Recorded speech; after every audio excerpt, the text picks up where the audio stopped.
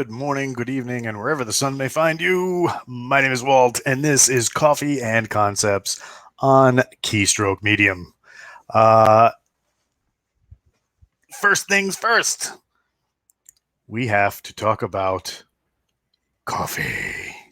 So, the thing about coffee is that a lot of us use it for its medicinal purposes, i.e., we're falling asleep on the keyboard, showering ourselves in either drool or pen ink, and we need a little shot of something to get us going.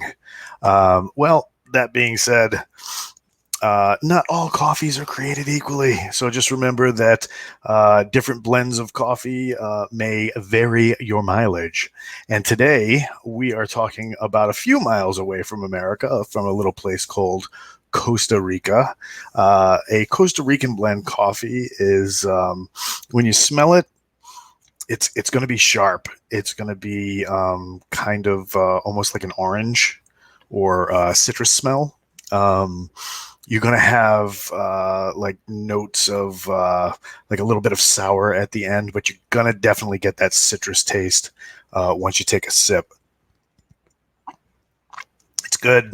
It's a little bit different than if you're used to a more bitter coffee. This one's a little more sour than bitter. And I should really shut off the banner because we're already streaming. So keep in mind that your mileage may vary. We should have a show called Diet Coke and Concepts. Rick Partlow has joined the show. Good morning. Yes, if you have your Diet Coke to get you going and get that shot of caffeine to fiddle your fingers and get them moving through the keyboard so that you do your 9,000 words per day, then hey, do your Diet Coke. Rock and roll, cops and robbers, Dunkin' Donuts, do what you got to do. So Costa Rica blend, if you're not used to a citrusy style coffee, Costa Rica, Turkish, certain Arabian blends, they like to cut orange peel into it, but this one has a natural citrus flavor to it, so it's not going to be as robust, but it's a nice mellow taste, a little bit of a sour finish at the end. It's a really good cup of coffee. So speaking of coffees that kind of take your taste in a different direction. Today, I wanted to talk about subverting the reader's expectation, which can be an incredible tool for really working your audience and getting them all worked up, and then all of a sudden flipping things on them to get them to think about something in a different way. But it can also backfire on you if you're not careful. If you have an audience that really, really, really expects one thing and then you give them another, that might go all sorts of wrong and end up doing things with your reader base that you might not exactly enjoy. In recent history, there's been a couple of instances where that's gone on and had both positive and negative effects. In reading, of course, we have the Catherian Gambit. When you start reading that series of books, you're introduced to a very modern, urbanesque vampire story, and then all of a sudden, it goes weird fast, and suddenly the story you thought you were getting into is totally not different, just taken from a different perspective. I won't spoil it for those who haven't read it, but the narrative of what that certain type of classic literary monster is not necessarily how it ends up in those books, and it has a tendency to prevail all the way through to even some of their side series. I'm a big fan of the Judge side series that they have going on. Rivka, I believe her name is. I probably pronounce it wrong, but you see some of these classic historical monster tropes and how they're perceived and put through on those stories, and it's definite change. you think you're getting one thing, and all of a sudden, boom, there's another.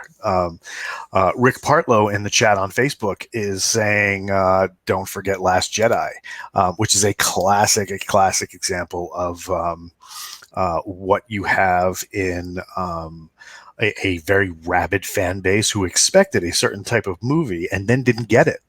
And it divided a fan base for a really long amount of time.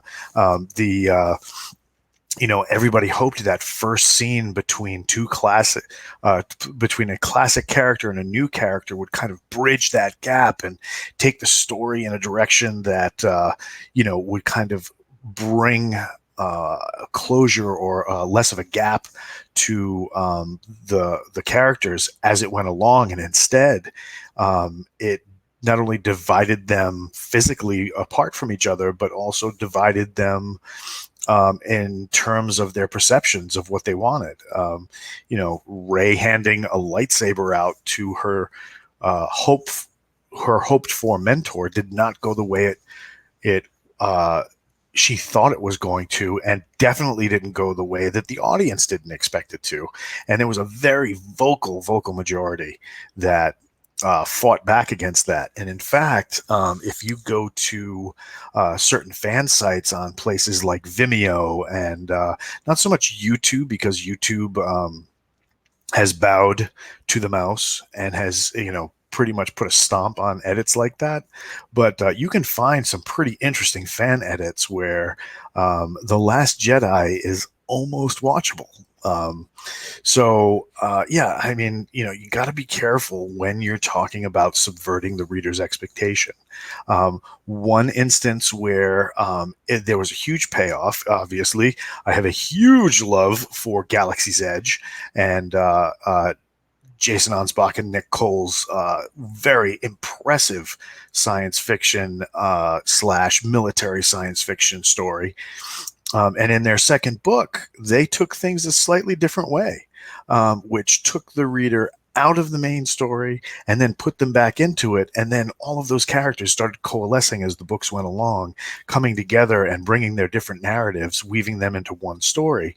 But in that second book, it was a different take on certain things, because in the first book, you had that very hard and heavy sci-fi feel, military sci-fi feel, stormtroopers in Afghanistan style, stormtroopers that could actually hit what they aim for, and then switch over, and now you're dealing with bounty hunters and smugglers, moving some of these teams around, and in the beginning, you're just like, whoa, this is a culture shock, and then as things start to weave together, it becomes a more cohesive story, and it just blows your mind every time you go through.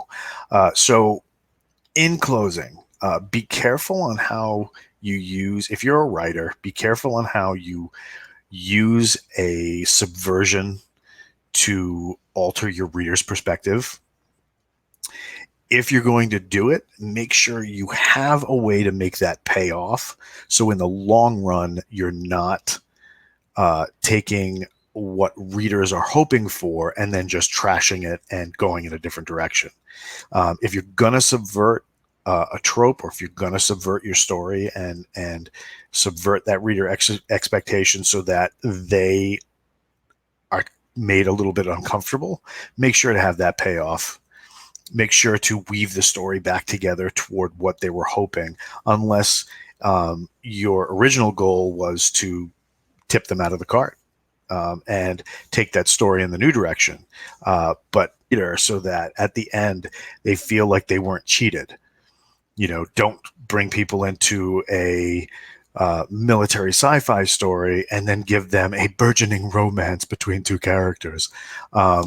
Unless that makes things interesting, such as in the Kutherian Gambit, where one idea is taken to an extreme, and then it remains constant throughout the series, so that even though you thought you were stepping into this one thing, you end up with something slightly different, but still along those same lines. So it serves both the reader of the traditional idea and the reader of the new idea, and kind of mixes them together so that they can both enjoy, kind of like a Reese's peanut butter cup of publishing.